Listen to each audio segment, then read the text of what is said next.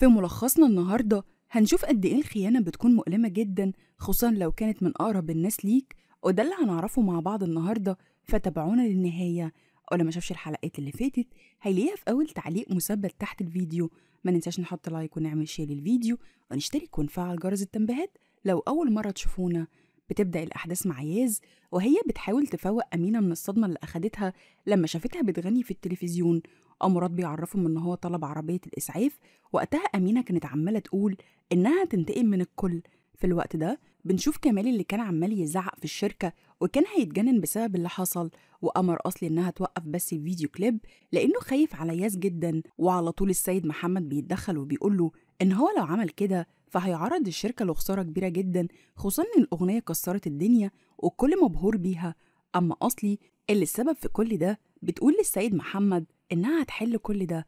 بتلف بينا الكاميرا على أمينة اللي فاقت وقالت لبنتها فاطمة إن هم هيرجعوا معاها للقرية، وياس كانت منهارة جدا وقالت لمراد إن الظاهر إن المرة دي قلبت جد وكل شيء انتهى. ولما بترجع ياز البيت كمال بيروح لها وبيحاول إن هو يبرر اللي حصل، لكن ياز اتهمته بالخيانة وقالت له إنها مش عايزة تشوف وشه تاني لأنه غير جدير بالثقة. بعد كده بتدخل تطمن على مامتها اللي كانت متأثرة بسبب كمية المهدئات اللي أخدتها، وقالت لياز قد إيه صوتها جميل زي باباها وإنها أخدت الموهبة منها. بنروح من تاني للشركة لما دفنة كانت بتفكر في اللي حصل، وقالت لسيدار المحامي إن هي بنفسها كانت في موقع التصوير وشافت الكليب وهو بيتصور من أوله لآخره، يبقى إزاي يزوي الشهبان. استنتجت من كل ده إن كان في حد غريب بينهم وهو اللي عمل مؤامرة ضد كمال وصور ياز.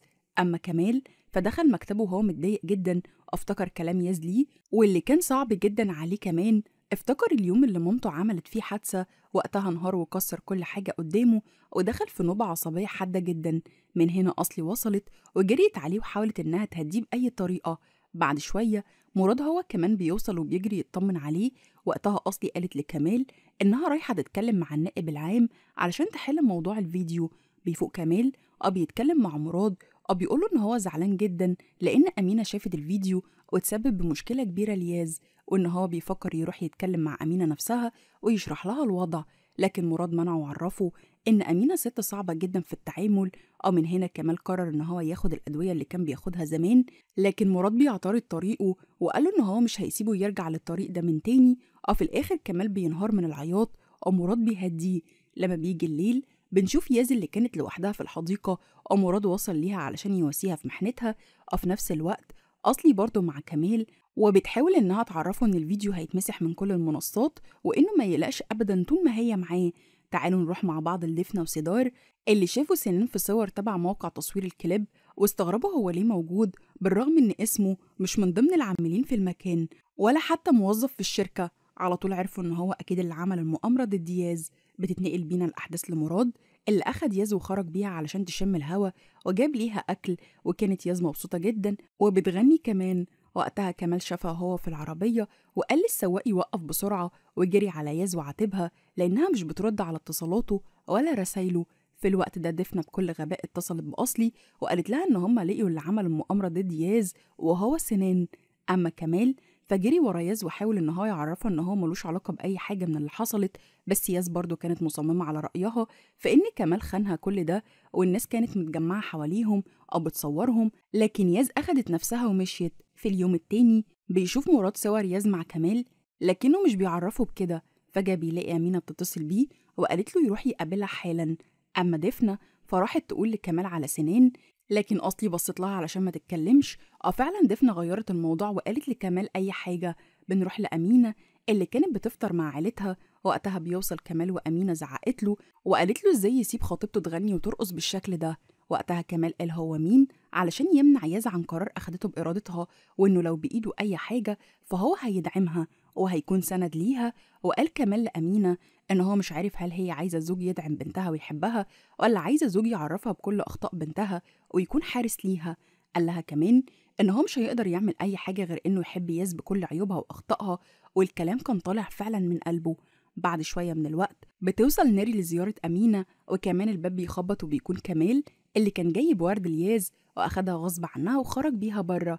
أما مراد فراح المكتب لأصلي وسألها لو كان ليها علاقة بموضوع الفيديو، لكنها أنكرت علاقتها بالموضوع وقالت له بكل ثقة إنها ما عملتش أي حاجة.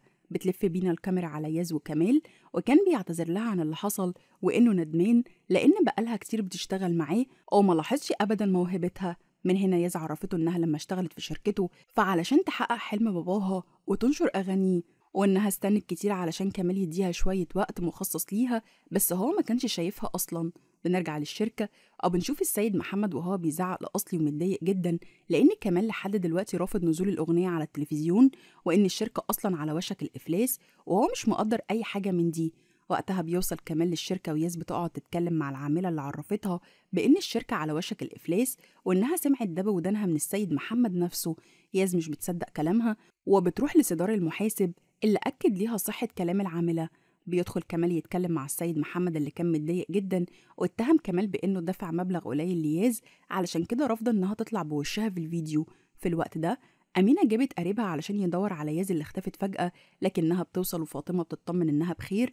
بس للأسف لما بتدخل لجوه أمينة بتضربها بالقلم لأنها كانت خايفة يكون حصل لها حاجة أو بتحس بالذنب لأنها عملت كده، وده خلاها تضرب نفسها بالقلم. ولما بيجي الليل بتروح دفنة تزور ياز أو بتعرفها إن في حفلة بكرة لكمال وفيها هيعلن اعتزاله وإفلاس الشركة. في اليوم التاني بتكتشف ياز إن مامتها غطت كل البيت، وده معناه إن هما مسافرين لقريتهم النهاردة. في الوقت ده دفنة وأصلي كانوا بيحضروا للحفلة، وقررت أصلي إنها تكلم ياز وتطمن عليها، أو بالفعل بتعمل كده. وياز بكل براءة بتعرفها إن أمينة جمعت كل أغراضهم ومسافرين النهاردة على بلدهم. على طول الفرحة بتبان على وش أصلي لأنها أخيرا وصلت للي كانت عايزاه. تعالوا نرجع لياز اللي هي وفاطمة كانوا بيعملوا خطة علشان ما يسيبوش اسطنبول، والخطة كانت إن فاطمة تقع من على السلم وياز تاخدها المستشفى. بس الحقيقة إن ياز راحت لشركة ناري أم مراد علشان تعمل أي حاجة في وشها تعطل عملية سفرهم للقرية.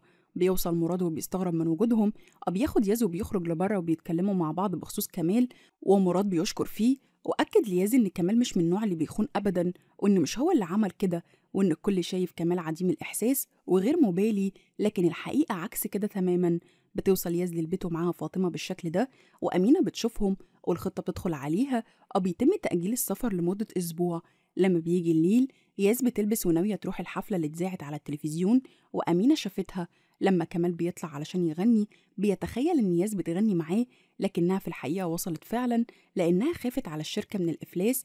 والمشكلة بقى إن أمينة هي كمان وصلت للحفلة وشكلها ناوي على الانتقام، لكن مراد منعها وقال لها أنا اللي سمحت لياز بالغنى، وخرج ليها وثيقة فيها عقد جوازه من بنتها، ودي طبعا كانت خطة بينه وبين ياز. بعد الحفلة الكل بيطلع على البيت وبيحاول مراد إن هو يدافع عن ياز، لكن أمينة متديش أي فرصة ليه. ولما مراد قال إن ياز مراته وهو المتحكم فيها، أمينة عرفته إن ده مش فارق معاها، لكن ياز قالت لها إنها لو ما كانتش غنت مع مراد كان كل الموظفين بقوا في الشارع لأن الشركة كانت هتعلن إفلاسها. بس أمينة عرفتها إن كل ده مش فارق معاها كتير، وحذرتها من إنها تخرج من البيت مرة تانية. لما ياز بترجع أوضتها كمال بيتصل بيها وبيشكرها إنها حضرت الحفلة وإنه كان في غاية سعادته معاها، وبيطلب إن هو يجي ياخدها ويسهروا مع بعض، لكنها رفضت وبشدة وقالت له إن أمينة على آخرها أو مش ناقصة. أو بعد مرور شوية من الوقت بتسمع ياس صوت غريب جاي من الشباك، بتفتكر إن هو حرامي، ولما بتقرب بنعرف إن هو مراد اللي ضربته بالقلم، وكانت مستغربة هو بيعمل كده ليه. على طول مراد قال لها إن هو جاي علشان ياخدها ويهربها من البيت المجنون ده. فجأة بيسمعوا صوت سما، فبيجري مراد وبيستخبى في الدولاب. بعد كده بتوصل فاطمة هي كمان، أو بتكون جوه أوضة ياز، وكانت بتتكلم عن مراد وإن حبه لياز باين قوي، وكان يتمنى الزواج المزيف ده يكون حقيقي. وشوية فاطمة بتخرج بره الأوضة، وهنا كمال بيرن على ياز وبيعرفها إن هو تحت البيت، وكان مصمم إن هو يقابل ياز اللي بتفرح قوي أو بتجري على بره علشان تقابل كمال. أما مراد فلقى السلم اللي هيخرج منه وقع على الأرض، أو ما كانش عارف يتصرف إزاي. فجأة شاف كمال اللي حضن ياز أول ما شافها، أو بيشكرها على وقفتها جنبه وإنقاذها للشركة. في الوقت ده أمينة بتخرج للحديقة، أو بتشوف مراد من الشباك، بتطلع الأوضة جري تدور عليه، أو بتأكد للكل إنها شافت مراد من ثانية واحدة بس، لكن هم أقنعوها إن دي تهيؤات بسبب التعب اللي عندها. أو بترجعها فاطمة لأوضتها. كان مراد أصلا مستخبي تحت سريرها لحد ما تجيله رسالة من ياز أو بيعرفها مكانه بالظبط. فبتدخل ياز بسرعة لأمينة وبتحضنها، أو بتدي إشارة لمراد إن هو يخرج من تحت السرير. أو فعلا الخطة بتنجح، أو بيخرج مراد على خير. في اليوم التاني بنشوف كمال في الشركة والصحفيين حواليه، ولما واحد منهم سألهم لو في علاقة بينه وبين ياز، وأصلي بتتضايق جدا وبتزعق ليه وبتطرده كمان، لكن كمال قال لها إن اللي بتعمله ده غلط ولازم تتحكم في نفسها أكتر من كده. بيروح يسأل العاملة عن مراد، فقالت له إن هو لسه ما جاش، أو من الكلام بينهم بتعرفه العاملة إن مراد بيحب. وعلى طول كمال بيتصل بيه وبيسأله مين هي البنت اللي بيحبها. في الوقت ده أسعد سواق كمال بيروح البيت علشان ياخد ياز، لكن رسول بيمنعه لحد ما فاطمة بتخرج وبتصلح الأمور بينهم. بس سما بتخرج وبتقوله إن ياز في فترة عقاب أو ممنوعة من الخروج. وقتها كمال بيتصل بيها علشان يعرف إيه الموضوع بالظبط، فبتعرفه ياز إن أمينة منعتها من الخروج، وبيسألها العقاب ده هيخلص إمتى، لكنها بتقوله إنها ما تعرفش. لما قال لها إنها لازم تحضر مقابلة الصحفيين، عرفته إن ما ينفعش، وإنه ممكن يكلمها فيديو جماعي ويعرف الصحفيين إنها تعبانة. في الوقت ده نيري بتوصل لبيت ياز، ورسول بيمنعها من الدخول، لكن ياز بتخرج وبتحل الموضوع. وبنعرف إن أمينة هي اللي بعتت لنيري وكانت عايزاها في موضوع مهم. بتتنقل بينا الأحداث لأصلي اللي بعتت جابت مغنية اسمها دينيز علشان تاخد مكان ياز. لما مراد بيدخل المكتب على أصلي بيستغرب من وجود دينيز، واستغرب أكتر لما أصلي طلبت منه يعمل أغنية مخصوص ليها. تعالوا نرجع البيت عند ياز، وبنشوف نيري وهي بتشيل اللزق من وش فاطمة. بعد كده أمينة قالت لها على موضوع زواج مراد من ياز. طبعا نيري اتصدمت أو ما كانتش مصدقة إن ابنها يعمل كده من وراها. على طول بتتصل بيه وبتزعقله على اللي عمله، وكان مراد بيحاول إن هو يعرفها إنها فاهمة الموضوع غلط، وإنه هيكلمها بعدين ويعرفها الحقيقة. في الوقت ده الصحافة بتملى الشركة وبتعمل لقاء حصري مع كمال وياز اللي كانت بتكلمهم فيديو. واحد من الصحافة قال لياز إنها لما كانت على المسرح الانسجام بينها وبين كمال كان فوق الوصف، وبيدل على إن في بينهم علاقة مش بس شغل. وقبل ما تجاوب على السؤال، أصلي عرفت دينيز على الجميع وعرفتهم إن لولا اعتذار دينيز عن الأغنية ما كانش هيبقى لياز وجود. طبعا كمال بيتضايق وبيقول إن الأغنية نجحت بفضل ياز، ولو حد تاني كان غناها ما كانتش هتوصل للنجاح ده. في الوقت ده بيرجع كمال مكتبه وبيسأل أصلي إيه لازمة إنها دخلت دينيس في المقابلة، فعرفته إن دي استراتيجية الشركة وإنها عملت كده لأن الصحافة أسئلتها كانت كتير، فقالت إنها تشتت انتباههم. بعد كده أصلي عرفته إن هم هيعملوا أغنية لدينيس بس، وكمان رفض. وأصلي اتضايقت وقالت له لازم نهتم بكل المغنيين في شركتنا أو ما يبقاش تركيزنا مع ياز بس. كمال قال لها إن كلامها مظبوط، بس هو حاليا حابب يشتغل مع ياز وبس. لما الليل بيجي بنشوف دفنة وهي رايحة تزور ياز، وكالعادة رسول بيمنعها من الدخول، فبتضطر إنها تكلم ياز في التليفون علشان تدخلها. بالفعل ياز بتنزل ليها أو بتزعق لرسول، أو من الكلام بينها وبين دفنة بنعرف إن كمال هو اللي باعتها وكان جايب ليها فساتين كتير. أو بتتفاجئ ياز لما دفنة قالت لها إن كمال تحت قدام البيت هو مستنيها تلبس أي فستان ويسهروا مع بعض. أو بنشوف ياز وهي خارجة من البيت بملابس دفنة ودخل على رسول المقلب. كمال بيتصل بدفنة اللي فضلت مكان ياز لحد ما ترجع، فبتطمنه إن الخطة نجحت وياز في الطريق ليه. وبالفعل بتقابل ياز كمال اللي خدها على بيته، واستغربت ياز من جمال البيت وتحديدا نظافته. فكمال بيقول لها إن في عاملة بتيجي تنظف البيت دايما وهو في الشركة. في الوقت ده ياز جابت سيرة سنان لكمال، وكانت دفنة معرفاها إنها شاكة فيه. طبعا كمال ما كانش فاهم أي حاجة، وفي الحال ياز عرفته إن سنان كان موجود في موقع التصوير، والكل شاكك إن هو اللي عمل كده وعمل مؤامرة ضد الشركة. ومن هنا كمال بيقول لها إن هو هيهتم بالموضوع، أو بياخدها كمال على أوضة التسجيل الخاصة بيه وبيسمعها أغنية من كلمات باباها. اتأثرت جدا بيها وشكرته إن هو عمل كده، وفجأة بيسمعوا صوت أصلي وهي بتنده بره، فياز استغربت، لكن كمال قال لها إن أصلي معاها نسخة من مفاتيح بيته ومراد هو كمان معاه نسخة. بتدخل أصلي عليهم وبتتصدم من وجود ياز اللي خرجت لبره على طول. وكمال قال لأصلي عن حوار سنان، وطبعا اتوترت جدا. بيروح كمال يوصل ياز اللي بتشكره على كل حاجة عملها معاها، واتأسفت ليه إنها فهمته غلط الأيام اللي فاتت. وبعد شوية بتروح ياز البيت لمراد لأنه مش بيرد على اتصالاتها، وهي قلقت عليه جدا، بس هو استغرب وسألها هي ازاي خرجت من البيت أصلا، فعرفته إن كمال هو اللي عمل كده وإنه بعد دفنة تنام مكانها لحد ما ترجع. بعد كده ياز قالت له إن كمال أخدها البيت عنده ولحن أغاني باباها وسجلها كمان، لكن مراد أكد عليها بإن كمال مش بيعرف يلحن. فياز عرفته إنها جاية علشان حاجة تانية خالص، وهي إن كمال قال لها إنها لازم تغني كل أغاني باباها بنفسها، علشان كده هي محتارة وجات لمراد وطالبة منه المساعدة. فمراد قال لها إن معاها وهيدعمها، بس المشكلة في أمينة وحوار الفرح ده كمان اللي ظهر ليهم فجأة. بيعرفها مراد إن هو لما كان تحت السرير في أوضة أمينة سمعها وهي بتدعي لباباها وبيعرفها قد إيه حبها ليه. بيسأل ياز إيه هي مواصفات فارس أحلامها، فبتعرفه إن هو لازم يتقبلها بكل عيوبها وأخطائها، وإنها مش عايزة تكون مثالية قدامه، وإنها تتصرف بطبيعتها. بس بعد كده قالت له خلينا في المهم، وإنها مش عايزة أمينة تكون العائق اللي بينها وبين تحقيق أحلامها. بيعرفها مراد إن أمينة بتعمل كل ده من حبها وخوفها عليها، والغريبة بقى إن مراد قال لها إن أمينة تفكيرها صعب جدا، وعلشان نرضيها لازم نعمل الفرح. فجأة جرس الباب بيرن، ومراد بيتوتر جدا وما بيكونش عارف يخبي ياس فين. ولما بيروح يفتح الباب بيكتشف إنها نيري اللي كانت في قمة غضبها، وقالت له بصوت عالي إن هو لازم يعرفها الحقيقة ويقنعها بموضوع الجواز ده. في الوقت ده فاطمة دخلت أوضة ياز واكتشفت إن دفنة هي اللي موجودة مكانها، فبتضطر تعترف لها بالحقيقة. بنرجع لنيري اللي طلبت تدخل الحمام، وقتها ياز خرجت بسرعة.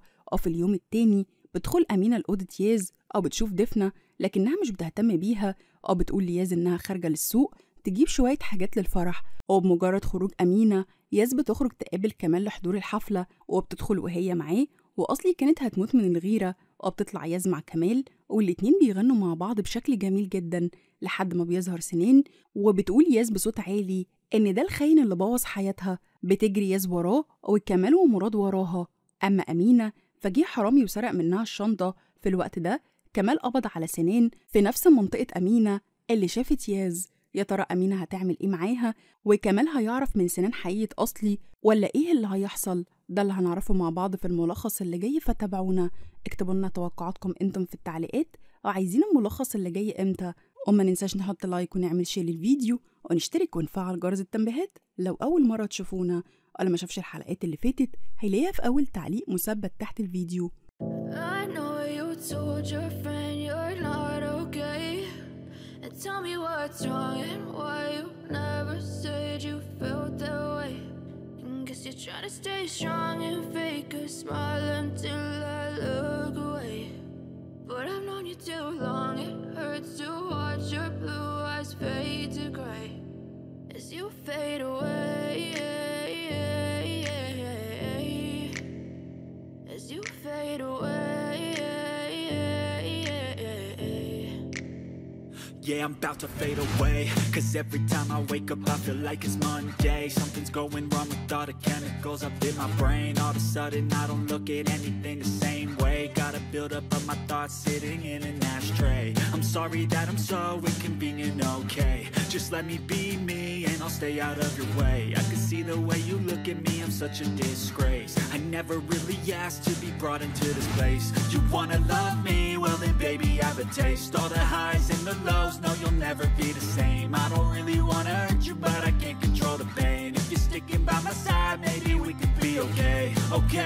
Okay, maybe you could be the change I need today. I promise that I've never felt this way. I really hope that you will choose to stay through all the pain. I know you told your friend you're not okay, and tell me what's wrong and why you never said you felt that way. And guess you're trying to stay strong and fake a smile until I look